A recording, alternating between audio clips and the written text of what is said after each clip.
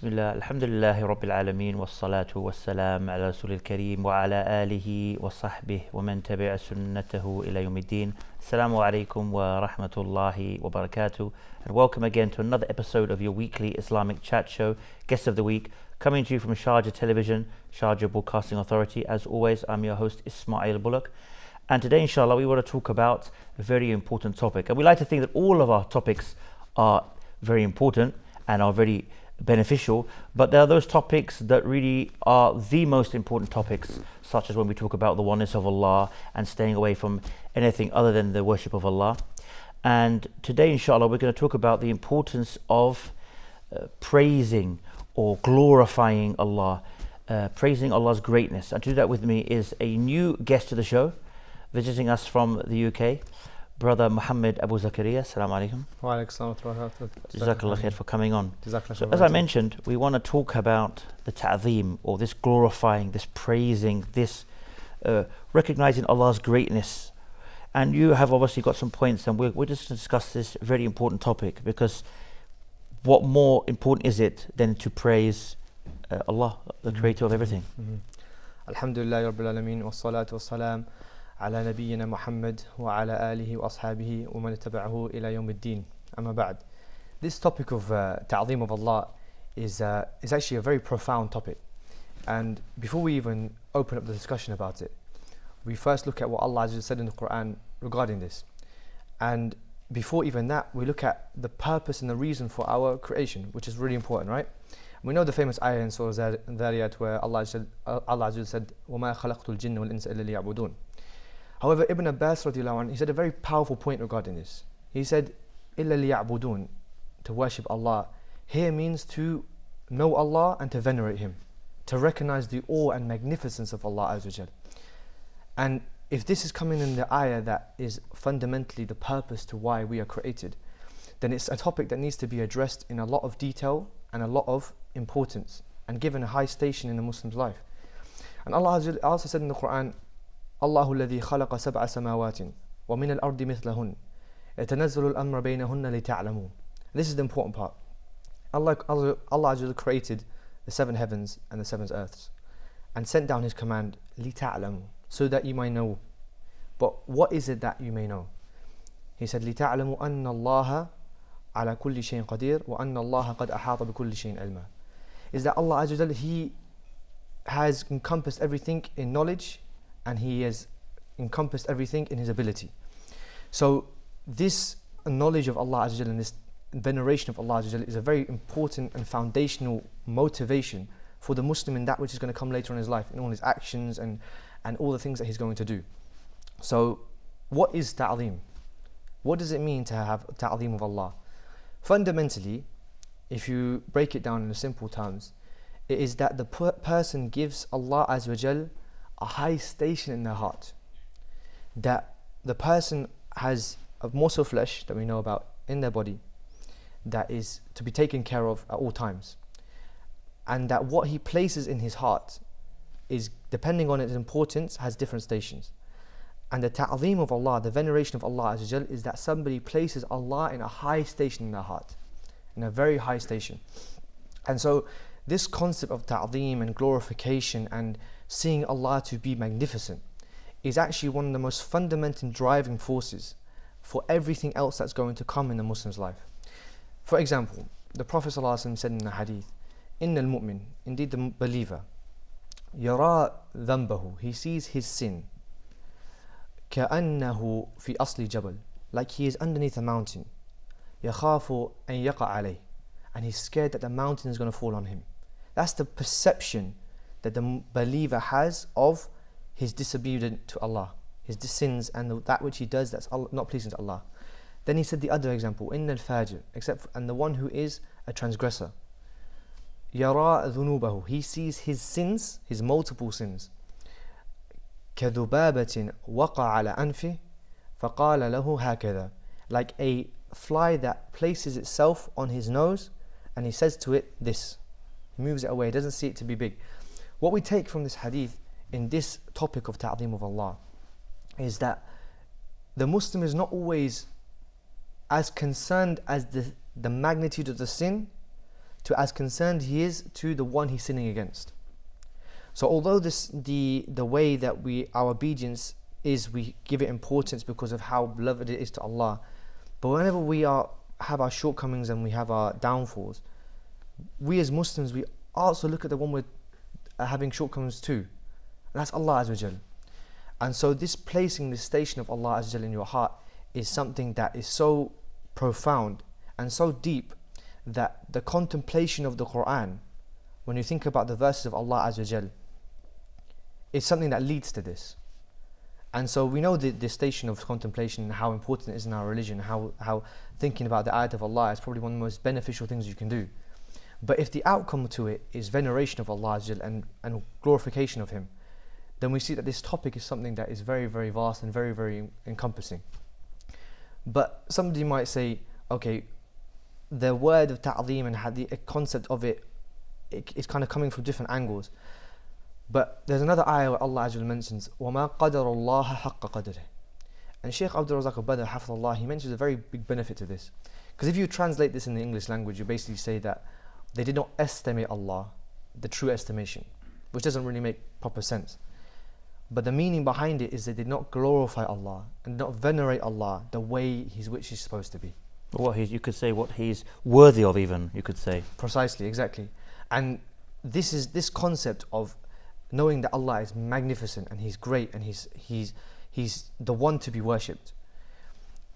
This is something that a Muslim has to train himself towards, and it takes time to develop. And it's not something that somebody can claim that I have encompassed the magnitude of Allah the way it should be. And having this consistent way of coming closer to this point of magnification, but never fully reaching it, is a consistent motivation for the Muslim. That's a very powerful point, because if you have something that you can reach the goal towards, once you've reached there, there's only going down from that point onwards. But if there's something that you can always get closer to but never can finally reach, you're constantly motivated to go towards it, and stops you from going backwards.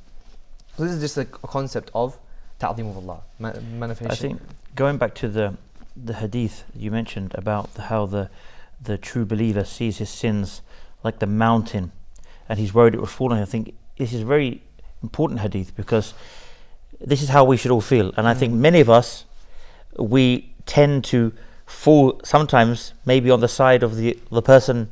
Some things, many of the viewers, they feel this as well, that they just fall into sin so easily as if it's not even a big thing. So I think, this idea of looking at your sin as if it was a mountain that's going to fall on you, and realizing that imagine a mountain falling on you, but that is nothing compared to the greatness of Allah, and at the same time the punishment that you may receive. So this is something that we should really, that comparison, and there's so many hadith that sometimes we don't really, I wouldn't say contemplate, we don't really realize that we have so many hadith that if we were really to reflect on those hadith, the meanings are just so powerful that we can make a whole, and if we implement it in our lives, they could make a big change. But we tend sometimes to read these hadith and not pay much attention. But if you could visualize yourself under a mountain, it's about to fall, then it should be a way to say to yourself, let's stay away from these sins. If I want to be what we're mentioning here, this constant struggle of being a true believer, then these are the kind of hadiths that we need to keep reading and keep reminding ourselves of. This is another concept when it comes to the ta'zeem of Allah. When you see Him and you see Him to be great, you know that everything that He sent down from His revelation is not just majarad al-kalam. It's not just something that it just said. For instance, us speaking now, we might say things, we might cause mistakes, and our construction of our sentences might not be so in depth and so beautifully arranged. But when you have ta'zeem of Allah, you know that He only sent down this revelation. Every single example that is presented by Him or His Messenger ﷺ is something that deserves time to be taken out to think about it and to really envision. And it's not that the Prophet ﷺ put in this example because he couldn't think of anything better. In fact, this example is probably one of the best examples that can be placed out there, because it's from the Prophet ﷺ. And this all goes back to that veneration of who are you taking this religion from? Who are you trying to worship? Who is Allah Azza wa Jal? So this is a very, very, very, very important point of this contemplation over these ahadith. And Ibn al-Qayyim rahimahullah mentioned something very powerful based on what you said. He said that based on the ayah in Surah Hujurat, when Allah just said, Ya ayyuhalladhina amanu, لا ترفعوا أصواتكم فوق صوت النبي. Oh, you have claimed to believe, don't raise your voices over the voice of the Prophet ﷺ. So what does that mean for us? The Prophet ﷺ is not here with us right now. He's not speaking. So what does that mean for the believer now? Ibn Qayyim rahimahullah made a very powerful point. He said, out of respect of the Prophet ﷺ, when his hadith has spoken, you should not speak over it. Even if you're in a argument with somebody, if you're talking to somebody and they say قال رسول الله صلى الله عليه وسلم, just quiet. Not because his point might be valid, because the Prophet صلى الله عليه وسلم said a statement. Now imagine if that's the way we perceive the statements of the Prophet صلى الله عليه وسلم. What about the ayat of Allah Azza wa Jal? So this comes down to this point of ta'zeem and veneration. So saying all that, what are some of the benefits that we get from having ta'zeem of Allah Azza wa Jal? Because when we know the benefits of something, we start to appreciate the value of that thing, right? And we sometimes, unfortunately, what we do is we give value to something based on the outcome of it, rather than the intrinsic value that thing has. Because we know the ayat of Allah themselves are valuable, but sometimes we only really appreciate them when we see the effects of them. Correct? So some of the benefits that you can have when it comes to venerating Allah and putting Allah in a high station in your heart. Bishop al-Harith, he said a very powerful statement. He said, لو فكر الناس في عظمة الله ما عصوا. If the people were to take the time to contemplate over the magnificence of Allah Azza wa Jal and the veneration of Allah Azza wa Jal and how glorified He is, they would never have committed any sort of sin. But what he means here is that when you have a shortcoming, when you know the one that you're sinning against and all his attributes and the way that he's presented his message to you, you're very quickly to turn back to him. And this comes on the other side of things as well. When you have veneration of Allah Azza wa Jal, you start to value the smaller actions as well. As the Prophet ﷺ said, لا تحقرن من المعروف شيئا ولو أن تلقى أخاك بوجه طلق. Don't ever belittle a good action, even if it means that you were to greet your brother with a smiling face. Now, if somebody doesn't have veneration of Allah, doesn't see Allah to be in a high position, they're going to also belittle the sins that are pleasing to Allah, the deeds that are pleasing to Allah Azza wa Jal. So this concept of veneration, as you see, becomes a driving force for the person, for everything that they do, regardless if it's to stay away from something or if it's to do something that's good. This is a very, very nuanced and very specific motivation that the Muslim has. Another thing that the causes from the veneration of Allah Azza wa Jal is that, and this is very powerful, is it actually causes the person's heart to become soft. And this is a concept that is overlooked a lot, that when you realize the blessings that Allah has placed on your body, on your mind, on your religion, the fact that He's taken you from the people that are not believing in the Tawheed of Allah, then He's guided you to be from the people of the Muslims, and He's guided you to be from the people that want to follow the Sunnah, and He's guided you from the people that want to follow the way of the companions. And this concept of the blessings of Allah Azza wa Jalla through this, it causes the person's heart to really become soft towards Allah Azza wa Jalla, and really take the reminder. And this concept of softness of the heart, it has an influence in all different dynamics of a person's life. From them being that when the ayat of Allah are quoted, when the hadith of the Prophet ﷺ are quoted, the person's heart's affected because he knows where this message is coming from. I'm just going to hold you on that point, inshallah, and we'll go for our first break. Join us, inshallah, after this first break.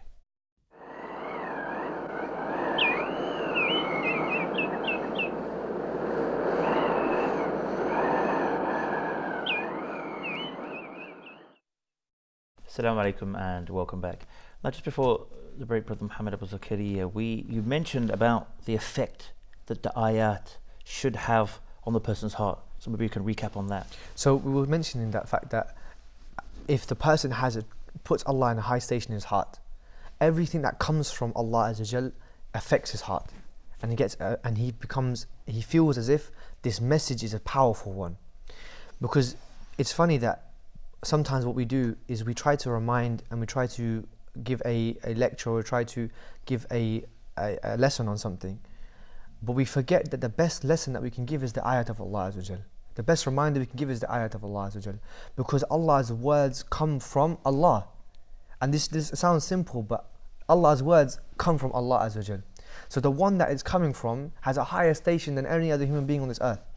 So this concept of the ayat of Allah that's coming towards us, when you have magnitude of Allah and you see Him to be high in your eyes, you find that you're affected by the Quran and the Hadith of the Prophet ﷺ. So that's one of the aspects of benefit of ta'zeem of Allah Azza wa Jal. Another really important one is it actually removes arrogance. Now, arrogance is a concept we know well, it's to cover over the truth and to look down on people. But how does venerating Allah cause the person to remove arrogance? You see, when you see Allah to be great, you see yourself to be small. And this concept of seeing yourself to be small is one that a Muslim has to always observe himself on. Because it's only by the blessings and virtues of Allah that He's given you any sort of status that you have. So every time you get raised up, whether that be in society, whether that be in your workplace, whether that be in your Islamic knowledge, whatever it may be, you start to recognize that I was only getting this because Allah gave me the ability to have the means. Do you see how deep that goes? It's not just because you had the means or the ability, but Allah gave you the ability to then seek the means, to then find the right place, to then be able to achieve what you've achieved.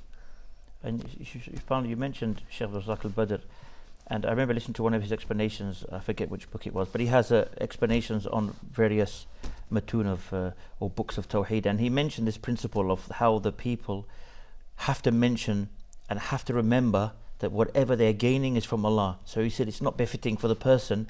So you have many people who are Muslims, there could even be people who pray 5 times a day, but you'll often hear the statements, due to all my hard work, I have now a CEO, or due to all this hard work, I've now reached this. And they don't, even when they're talking about other Muslims, they won't say, Alhamdulillah, at least say Alhamdulillah. Some of them don't even say it. A lot of time we say Alhamdulillah, we don't actually even really, I wouldn't say really mean it, but it's like when people say, oh mashallah, but they don't really mean that, it just becomes part of, but some people don't even say it as a habit, they just say, due to my hard work, I am now, etc., etc. So the Shaykh was saying, this is a very dangerous thing, and if you actually say it sometimes, fully meaning it, without attributing to anything to Allah, it can fall into kufr as well. So it's not a small thing. It's very important to always realize, like you said, whatever you have, this is from Allah, this is from the tawfiq of Allah. Yep. You may have made some hard work, but without Allah's tawfiq, you could have done that 10 times that hard work and never made a penny in reality. It's very powerful what you said about when you say it a couple of times, it could actually fall into kufr. Because this concept of the more you say a statement, the more you start to believe it. And when you start to say that I did this because of this, I did this because of this, you might not even believe that it's only you. But the more you say that statement, the more you're going to start to believe it actually was only you. And the opposite is true as well. The more you say, this is from Allah Azza wa Jalla alone. This is from Allah Azza wa Jalla alone. Even if you put a lot of hard work in it, you say this is from Allah Azza wa Jalla alone. You will start to believe that this is from Allah Azza wa Jalla alone. Even if you might not fully believe your statement. But the more you say it, you start to really have conviction in it. And this improves the level of the person's tawakkul. Because the more you say, I relied upon Allah, I believe it's from Allah, I believe it's from Allah, you will start to be in situations where you have to believe it's from Allah. Otherwise you're never going to get out of it. Because of what you previously trained yourself to do, it allowed you to now be firm in those situations. And this again goes back to the veneration of Allah Azza wa Jalla. Very good point, Jazakallah khair, I really appreciate that. And so saying on that, there's another benefit that we can take from the verification of Allah Azza wa Jalla. As Allah mentioned in the Quran, when Musa alayhi salam asked to see Allah Azza wa Jalla in this world, Allah Azza wa Jalla, He said, لن تراني, you'll never see me, ولكن انظر إلى الجبل فإن استقر مكانه فسوف تراني. And look at the mountain. If it holds its position, then you will be able to see me. فلما تجلى ربه للجبل, when Allah Azza wa Jalla revealed Himself to the mountain, then جعله دكا, He made it a leveled playing field. Then Allah said, وخر موسى صائقا, and Musa alayhi salam, he fell down as if he had almost died. But this is the interesting part. فَلَمَّا أَفَاقَ, when Musa alayhi salam, when he came up, what did he say? He said, Subhanak. He glorified Allah. He venerated Allah. He realized the magnitude of Allah Azza wa Jalla. And what did that cause him to do? تُبْتُ إِلَيْكَ وَأَنَا أَوَّلُ الْمُؤْمِنِينَ. I repent to you, and I'm the first of the believers. When you think about the magnificence of Allah, even if you haven't committed a sin, even if you haven't done something wrong, it causes your tongue to say, Allah forgive me. I'm not sufficient. I haven't done what I need to do. And this comes down to the concept of lowering yourself. And it's interesting because the Prophet ﷺ, when he used to leave the restroom, what did he used to say? Ghufranak. Has the Prophet ﷺ done anything wrong? No. He's done the call of nature. He's done what he had to do. But he's coming out and the first thing he's saying is Ghufranak. Oh Allah, forgive me. So this concept of seeing Allah to be great is no longer coming down to, is it halal, is it haram, can I do it, shar'an am I allowed to do this? Now what's important is who am I doing it for? That's a high level. And this is a very big benefit that a Muslim takes, is the motivation that you want to do good deeds comes from venerating Allah. And speaking on that point, is the benefit we take from the hadith of Prophet ﷺ in regards to the veneration of Allah, is it actually causes somebody to have energy in their worship. So people complain, I can't pray in the middle of the night, or I can't go to the masjid to pray my 5 daily prayers, or I can't do such and such, or I don't want to serve my parents, I'm getting tired. One of the motivations you need to increase your energy levels is to venerate Allah. How do we get this? When Aisha radiallahu anha, when she said that the Prophet ﷺ used to pray long in the night until his legs used to split, what would the words of the Prophet ﷺ say? He said, Ya Aisha, oh Aisha, أَفَلَا أَكُونَ عَبْدًا شُكُورًا, should I not be a grateful slave? So here, the Prophet ﷺ is attributing his ability to do this, and his energy to do it, and his consistency in his worship, because of the station that Allah holds. So this concept of ta'zeem of Allah and venerating Allah causes the person to be hastening in their ibadah, to have full of energy, full of a drive to do something. And this is a very, very powerful way of looking at things, because now you put yourself in the position that you deserve. So from the other benefits that we can take of this veneration of Allah, and it's important to have the benefits so then you can take the one that's most important to you, that affects you the most, and that you can use that to always remind yourself, is that it purifies the slave's tawheed. How does venerating Allah purify a slave's tawheed? Ibn Kathir rahmallah, he mentions in his tafsir, he says, Al-Khaliqu li hadhihi al-ashya huwa al-mustahiqu lil-ibadah. The creator of all of these things, meaning all the things that you see Allah has created, he is the one that's most deserving of being worshipped. So venerating Allah and seeing that which Allah has produced, and that which Allah has made for you, and that which Allah has made subservient for you, that obeys you, that you can use in order to enjoy yourself, that you can use in order to get closer to Him, that you can use in order to feed your family. All of these attributes that you see, it causes the person to purify their worship. And that's not specifically just the worship on the limbs, but more importantly the worship in the heart. The level of love somebody has, the level of reliance somebody has, the level of fear somebody has. When they realize the veneration of Allah and the magnitude that He has, they start to attribute these emotions towards Allah Azza wa Jal, because they know the ultimate and completeness of these emotions are only for Allah Azza wa Jal, and only the segments of them can be for other people. I think it's important, this often comes up in many of our episodes, is this thing we see where we have people who say, I truly love Allah, or Allah knows I have a really good heart. And we always say, but if this is not reflecting in your actions and your deeds, then in reality, you cannot truly love them. I mean, and to Allah is the best of all examples, but even if you have a father who say you love, but every single day you go against what he says, every single day he's not looking, you do what you know he doesn't want you to do. He's out of the house, you do whatever you want in the house, and then you tidy it all up before he comes back. In reality, you don't have that true love for the father like you should, and you don't have that true respect, true veneration of the father. Otherwise you'd say, okay, look, my dad's not here right now, but he's my father, and so I better not do what he asked me, because out of respect for him. And like we said, to Allah is the best of all examples, even more so. 100%. And it's amazing what you said, because Allah said in the Quran, قُلْ إِن كُنْتُمْ تُحِبُّونَ اللَّهَ فَاتَّبِعُونِي يُحْبِبُكُمُ اللَّهُ. Allah basically put a condition to the statements that we make. And we said before, the more you say a statement, the more you start to believe in it. So someone might say, I love Allah, I love this, I love that. And the more they say it, the more they genuinely believe they have that feeling, even though they don't know the reality of that feeling. But Allah said, if you love me, then follow the Prophet ﷺ. And I remember one of the Salaf, they had a poem that basically translated said that you claim taz'am, you claim that you love your Lord. Indeed, the one who loves somebody is obedient to that person. So he's saying, so basically this poet is saying, you claim that you love Allah, but indeed the person who loves someone is obedient to that person. 100%. So where is the obedience towards Allah if you truly love Him? 100%. And building on that point a little bit is one of the other benefits that we have from venerating Allah is the example of Maryam in the Quran. Allah Azza wa Jalla, He said, قالت إني أعوذ بالرحمن منك إن كنت تقيا. Here, when Allah just sent Jibreel alayhi salam to blow the ruh of Isa alayhi salam into Maryam alayhi salam, the first thing she did when she wanted to seek refuge and seek protection and seek comfort, who did she go to? Ar-Rahman. قالت إني أعوذ بالرحمن منك إن كنت تقيا.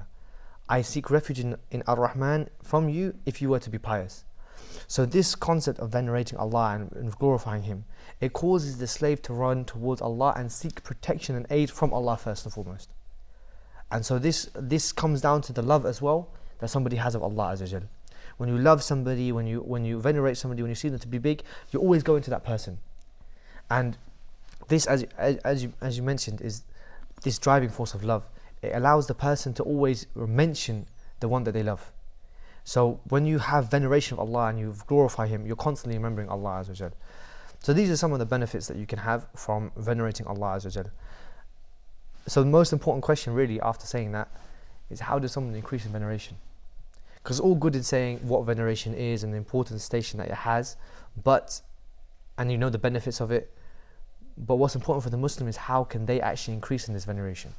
So there's a few points that we can mention about it regarding that. First and foremost is that it comes down to this contemplation of Allah Azza wa Jal. Contemplating Allah in His names and His attributes. See, the Prophet ﷺ said, "Man yuridillahu bi khayra yufaqihu fi din. Man yuridillahu bihi khayra yufaqihu fi din." Whoever Allah Azza wa Jal wants good for, He gives him deep understanding in the religion. Now, Abdul Razak Badr Hafidhullah, he mentioned in his book Fiqh al-Asma al-Husna, he says that from the greatest knowledge that somebody can be given is the knowledge of Allah Azza wa Jal. The knowledge of Allah Azza wa Jal and His attributes. What Allah does, what Allah doesn't do, what He loves, what He doesn't love, what He's named Himself, what He hasn't named Himself. This concept of contemplating over the names of Allah Azza wa Jal and thinking the magnitude that they hold is a means for somebody to increase in the veneration of Allah Azza wa Jal. I mean, and it's like we said, if you don't well, before I go into that, let me just go for a break. Okay. Join us inshallah after this short break.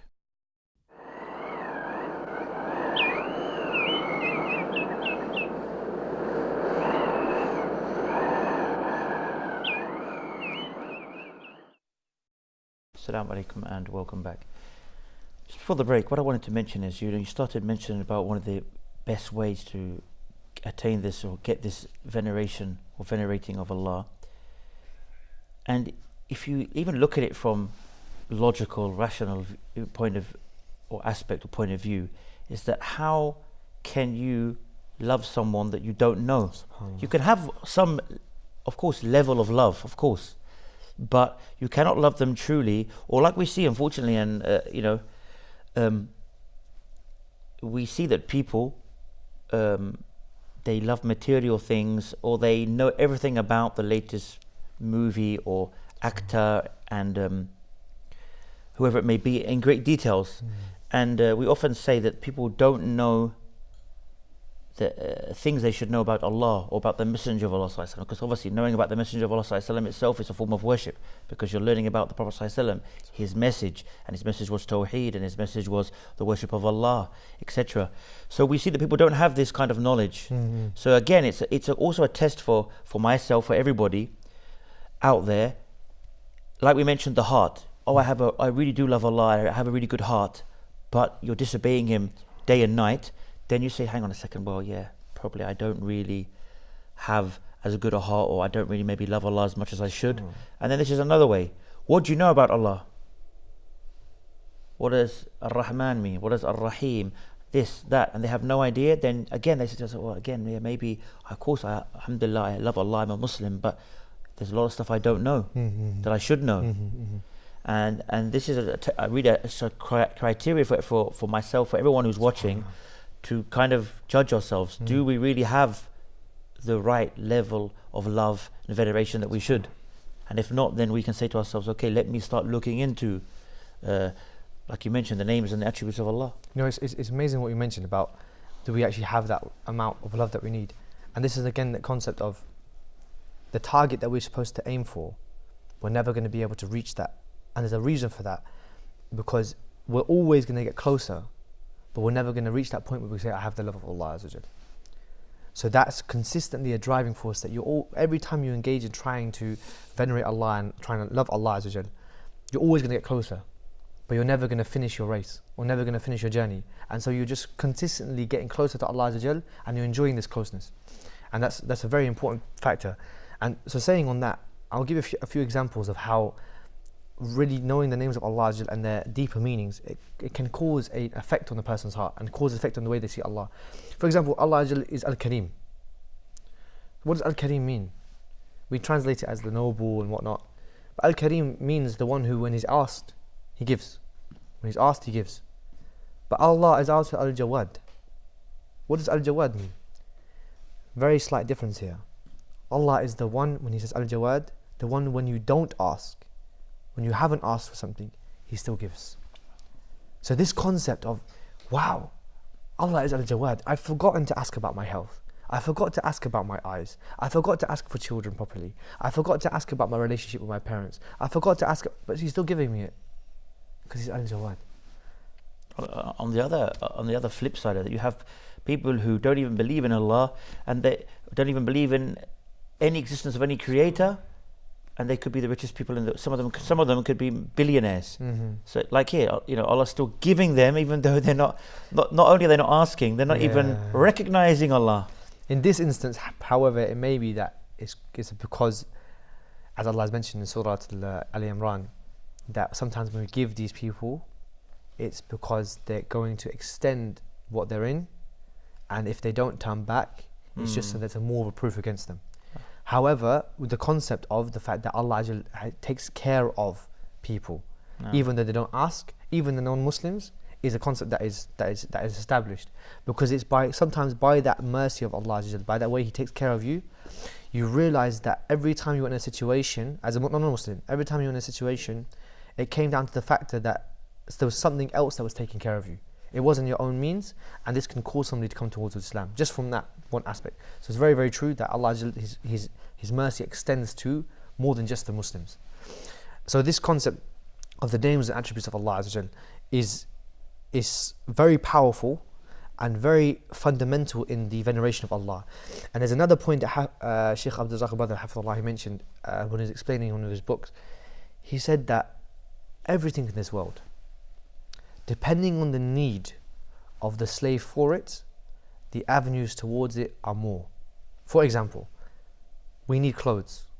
So the avenue towards gaining clothes and things that we wear is quite a lot. But the avenue towards food is more than clothes. And the avenue towards drink is more than foods. So he said the avenue towards knowing Allah is greater than your food and drink. There are more things around you, within yourself, within the things that you see, that lead you to recognize the veneration of Allah Azza wa Jal. But only if we took heed, only if we thought about it. Because Allah Azza wa Jal, He's known through two ways, right? He's known through His universal signs. As He said, لَخَلْقُ السَّمَاوَاتِ وَالْأَرْضَ أَكْبَرُ مِنْ خَلْقِ النَّاسِ وَلَكِنَّ أَكْثَرَ النَّاسِ لَا يَعْلَمُونَ.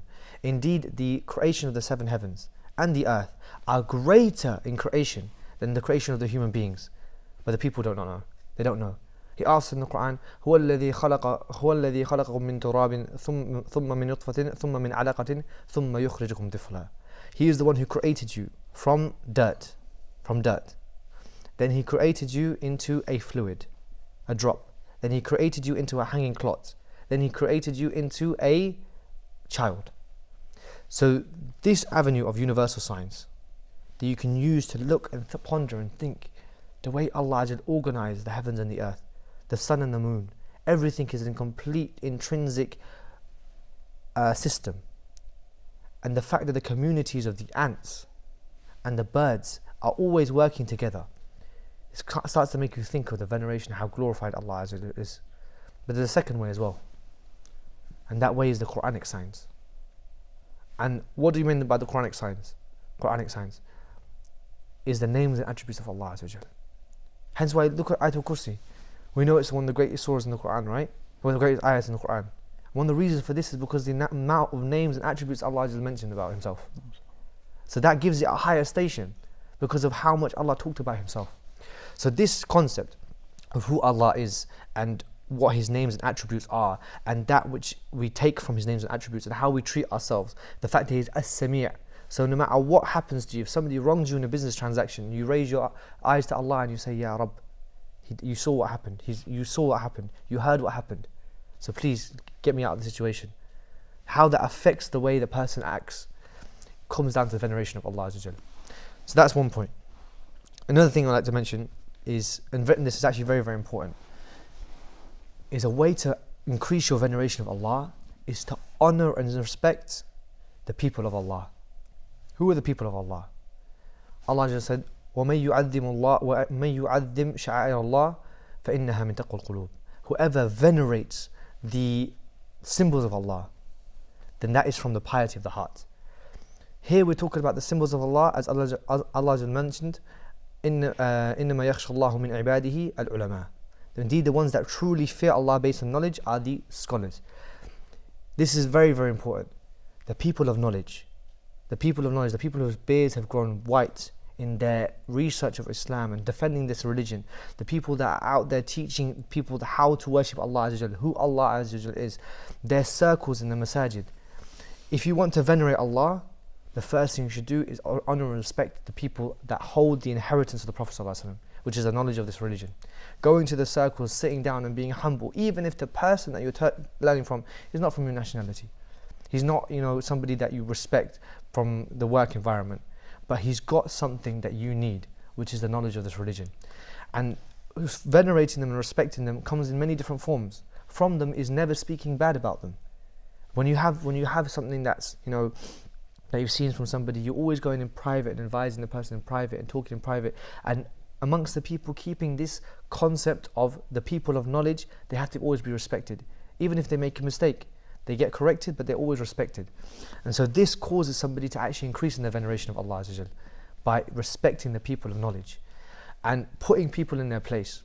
Because alhamdulillah, now the deen of Allah is spreading throughout the whole of the world, and many people are needed to talk about the deen of Allah and the religion of Allah and to spread this message. But it doesn't mean that necessarily that maybe somebody of Islamic knowledge, of a high level of knowledge. And making this distinction is actually from respecting Allah Azza wa Jal. Because having somebody conveying a message and having somebody being allowed to make his own independent reasoning are two different things. And the people that are conveying the message always make this distinction and say that we go back to the people who are able to clarify issues for us.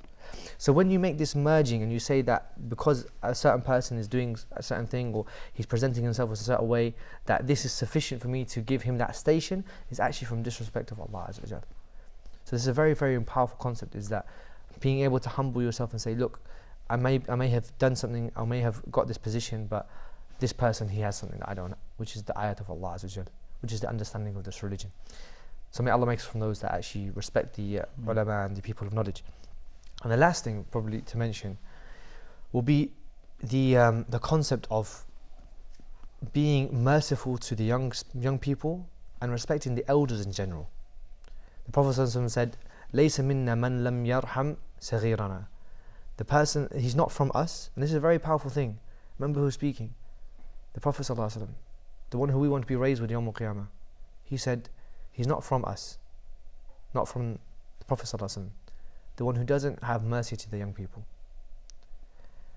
And so if you want to venerate Allah and you want to really think of Allah in a high position, you have to think of yourself, how do you treat young people? But he also said, يَعْرِفْ حَقَّ كَبِيرِنَا. They don't know the station and they don't know the right of the elders.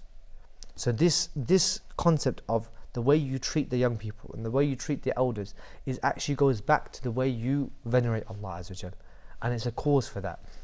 So all the things that we mentioned, you can see that venerating Allah Azza wa Jal, it comes down to actions that come from that, and the way that the person perceives and thinks about Allah Azza wa Jal. This is one of the biggest veneration that a person can have. Outside of that, it's not really much more bullet points that can be mentioned. Rather, it's a concept of this love for Allah Azza wa Jal and these emotions that you have for Allah Azza wa Jal need to be increased in your heart. And going back to the beginning thing that we mentioned, because it's important to summarize, is that venerating Allah is placing Him in a higher station, and knowing the benefits that come out of this, and the way that it changes the way that you act, the way it changes the way that you perceive things, and the way that your heart is, and the tranquility that your heart has, and the increase in your energy that you have for your ibadah and your worship. All these benefits can be increased through physical actions. And from the physical actions that I forgot to mention is this contemplation, this concept of contemplation, of Allah Azza wa Jal. Sitting down and just taking the 5 minutes, 10 minutes in a person's day just to think about the ayat of Allah Azza wa Jal and the names of attributes of Allah Azza wa Jal. This will cause the person to actually increase in their veneration of the Almighty Lord subhanahu wa ta'ala. That reminds me of the verse الذين يذكرون الله قياما وقعودا وعلى جنوبهم ويتفكرون في خلق السماوات والأرض ربنا ما خلقت هذا باطلا سبحانك فقنا عذاب النار. And we could probably end on that verse where Allah talks about those people who remember Allah where they're standing, where they're sitting, where they're lying down on their sides, and they think about the creation of the heavens and the earth, and they say, "O our Lord, glory be to you, veneration of Allah, and please save us, or Allah save us from the punishment of the hellfire." And we've come to an end, inshallah, of a very interesting episode. Inshallah, join us same time, same place next week. And until then, I leave you as always. Wassalamu alaikum wa rahmatullahi wa barakatuh.